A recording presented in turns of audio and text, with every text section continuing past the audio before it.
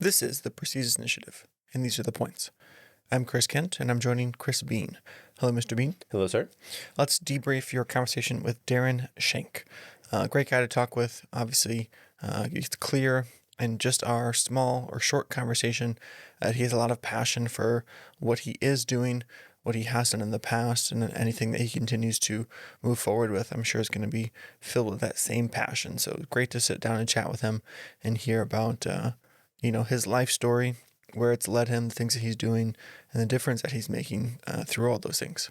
Yeah, the tons of things that he has going on. I think that the impact that he's making as far as other people's lives go is amazing. And what I mean by that is that Chatterbox Discord server that he has, where he's teaching students how to interview for jobs. That's amazing. That is such a remarkable thing and truly essential in today's society, because we're not taught how to do those things. And so I'm very thankful that he is taking up the mantle of that and helping people to learn how to interview correctly for jobs. Yeah, and he's really drawing from his own experiences when he goes out and does public speaking, or when he's doing life coaching, or when he's trying to, as you said, help the next generation through his Discord server. He's taking everything that he's gone through and he's able to use that, because a lot of people can relate to not his exact story, because I don't think many of us have been involved in head-on collisions, and especially head-on collisions that potentially save the life of another group of people. Anyways, listen to the episode if you haven't yet. But great to talk with him and hear that, again, he's taking things that he's experienced, things that he's gone through, things that he's dealt with and thought about. And that's where he's deriving his information, his passion, his drive to keep sharing these things from. And people are connecting with it because, there's things like you said that we need, things that we're not getting, things that we can relate to, that are all interwoven into his story, and just the way that he can convey that story in such a manner that helps to assist other people or build other people up, or even when he's going to meetings with Moms Against Drunk Drivers and he's sharing his story or hearing other stories, it's tugging at those heartstrings and making us realize things, because we can relate to it, because we can see the humanity in it. We can see the benefit of where he is now and what he's doing now. And it's just, it goes to show that we all have something to offer, just based on the lives that we've lived and the things that we've experienced, and almost as if we're doing a disservice if we don't go out and share those things and at least try to make a difference in the same way that Darren is. Yeah, and of course, on that regard, what a way to turn a detrimental thing, that car crash, into a positive thing, because now he's sharing that message with all these other people that are going to have an impact on their lives and the lives of others. But that's again so amazing. Very good. I agree. Yep. And one of the things that kind of led him to this point, and a relatable part of his story, is that as soon as the crash happened, his natural or his immediate response was to quickly try to move past that and then pretend like it didn't happen.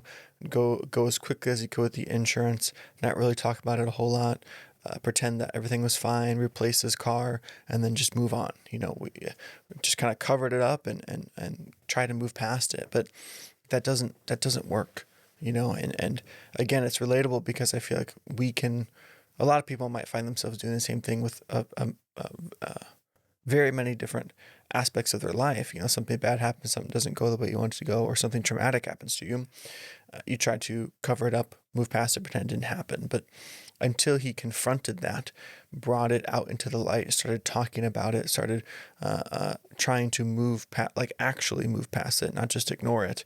When he finally confronted it, that's where a lot of his healing came from. That's where a lot of his insights came from. That's where a lot of his progress came from. And so that alone is a huge takeaway from our conversation, that sometimes the things that you're running from, or the things that you're trying to avoid, are the things you need most to confront and actually deal with, because all of this sprouted from the fact that he actually decided to think about or process what had happened to him. And here he is now, again, doing so many great things. Not that he wasn't doing great things before. He was a racquetball coach at Arizona State and making differences in those lives, and still continued to be part of that world. But, it's a whole different, a whole nother aspect of his story that he's able to make this positive contribution to. Right. And, I'm sure is the normal human response. When something negative like this happens, you want to move past it, deal with it as best you can, and then get it done. Get it gone, done. Move on. Then you get to do the next thing, and you try to bury it. The hard part with that is your capacity to bury those things only goes so far. And after something like this, something life-changing like this happens, those emotions, those feelings they need somewhere to go. And by running away from them, they're always going to be chasing you. Sometimes the best thing to do is to turn around, confront them, face them head on, deal with whatever it is that's going on, and work through those things. And by doing that, what he did was he worked through those things, but then he allowed other people in to that conversation. It wasn't just him and his inner self that are going through that. He is going through that with him and his inner self, but also with other people. And that other people part is really therapeutic, as he talked about, because he gets to share that with them. And he shared that after the first time he did that, he went outside and he puked in the bushes. And that is the way of processing with those things. Now he can do those, and he doesn't always have that type of emotional response. Still emotional, but not that emotional response. Those emotions are something either you choose to run from and continue to run from indefinitely, or you turn around, you fight, and you face, and you deal with whatever it is that's going on. Use that. Use that to change who you are, right? And you get to choose. You get to choose to change it for the negative or change it for the positive. And if you continue to run and run and run, you never get to confront those things. And they're always going to be there nagging at the door, clawing, trying to break their way in. Deal with them. Allow time to process whatever the emotion is, and then you can move forward, having changed from those emotions. And he did such a wonderful job of that. And again, is helping others to do that as well through his speaking. A pivotal part of that too is acknowledging your effort to get to where you are. Taking some time to sit back and think, okay, 3 months ago, here I was avoiding this problem.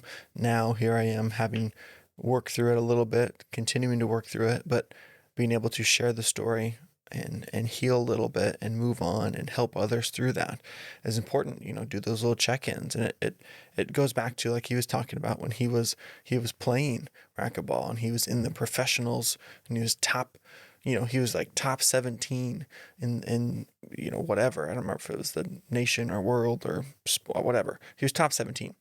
But, to him, that was not good enough. To him, he was just top 17. But if you take some time to think about where you are and where you come from and how far you've actually come, number 17 out of like 750 people, that's a great place to be at in the perspective of that. And so again, in the process of healing, don't think about how much you have left to go. Take a second and acknowledge how far you have come and the difference that you've made in your own life and potentially in other people's lives, and the things that you can continue to do, and let that be motivating rather than discouraging. You're top 17 out of 750, not just, oh, I'm 17 away from first. No, that's still a fantastic place to be, but you can continue to be brought down, drugged down, and weighed down by the thought of not being good enough or the thought of having to do so much more when you don't take time to acknowledge that perspective and actually appreciate the work you have put in to get to where you are at that point.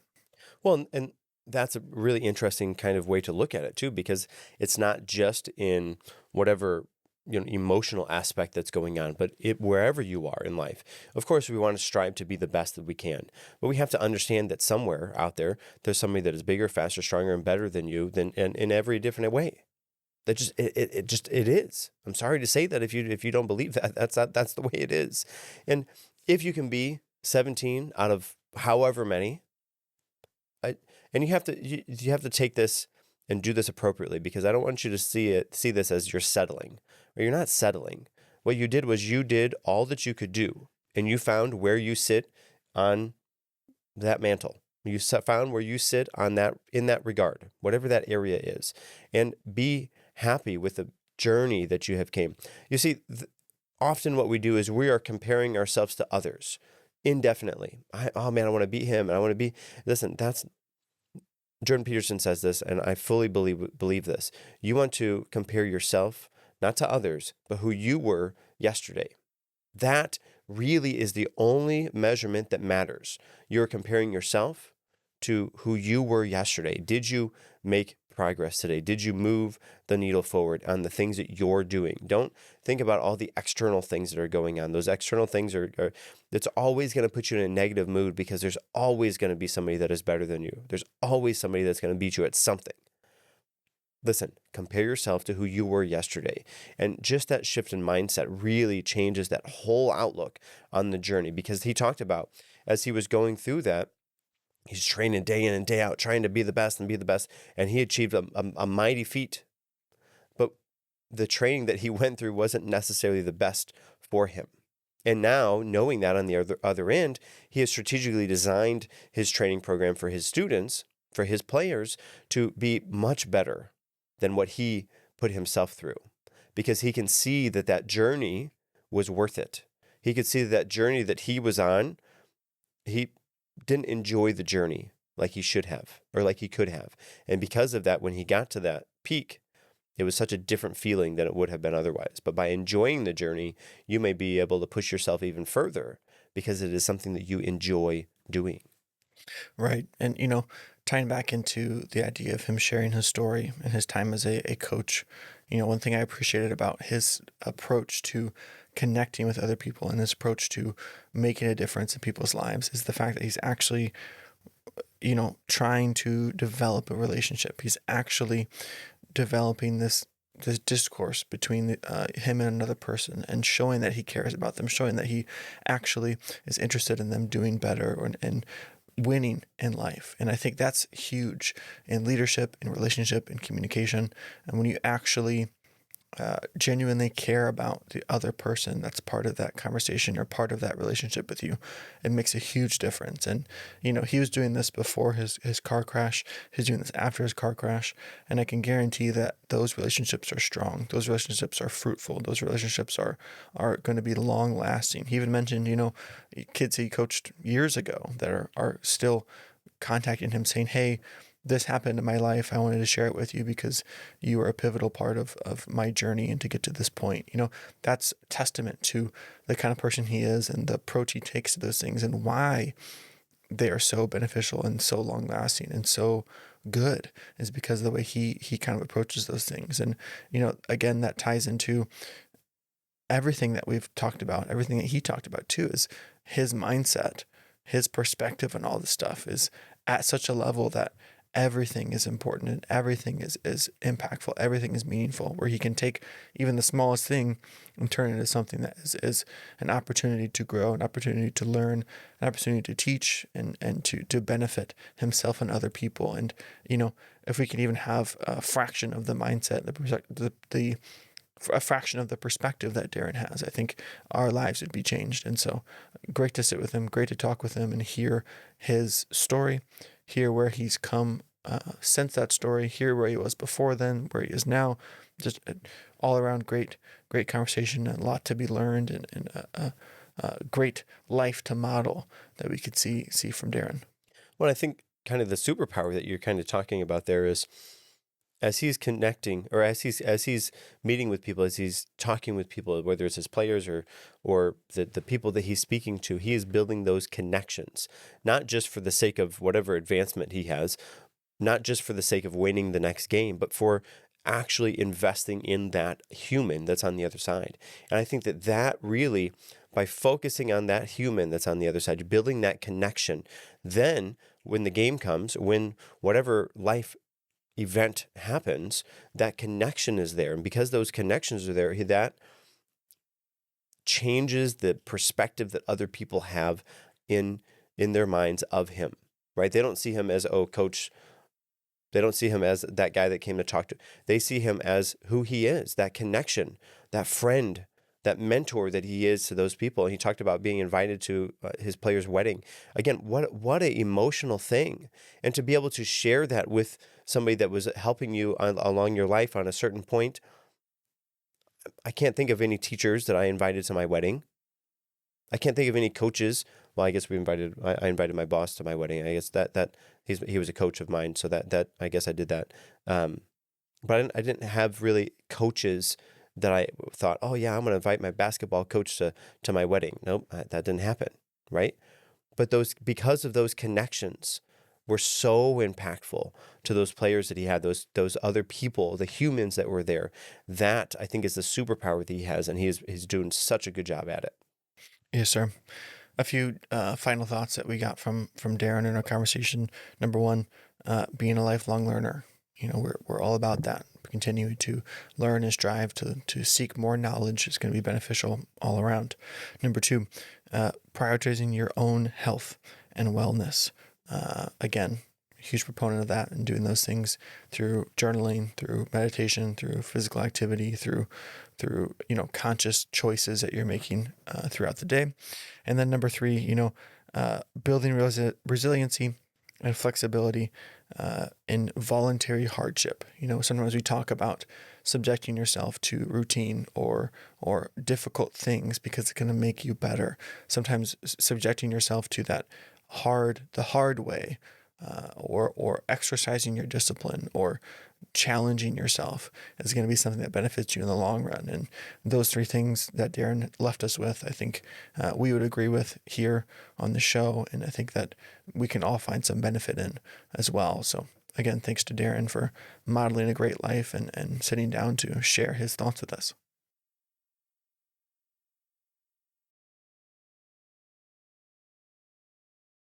Make sure you follow us on social media. You can find the podcast at Prestigious Pod. You can find me, Chris Bean, at Chris Bean Official. You can find me, Mr. Kent, at Mr. Chris R. Kent. And if you like our content and would like to subscribe to our email, you can do that via our social media or on the website. Make sure you also join our Discord for exclusive content and personal interactions. If you would like to be coached on how to live a more prestigious life by me, Chris Bean, you can do that by reaching out on one of my social medias or by emailing the podcast at prestigiousinitiative@gmail.com. Those are the points. Make sure you come back next week for even more points and another great conversation. Until next time, I'm Chris Kent. And I'm Chris Bean.